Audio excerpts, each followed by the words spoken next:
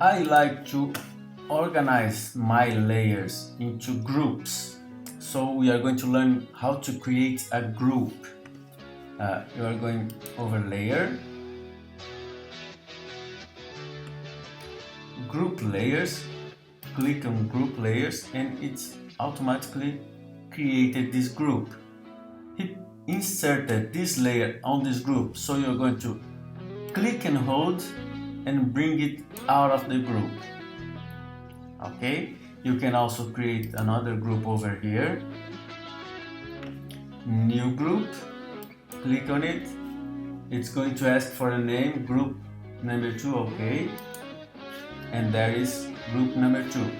You can also here to create a new layer, and create a new group. Going to click and click it on the group 3. You can organize it, just click and hold and bring it wherever you want. Alright, if you click on the layers, hold shift, it's going to select all the layers you want. You can hold shift again and deselect them. Command, deselect.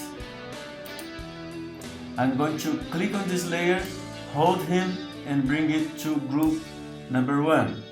I can then close the group and all the layers in there are going to be there, are going to be shown, hidden or shown.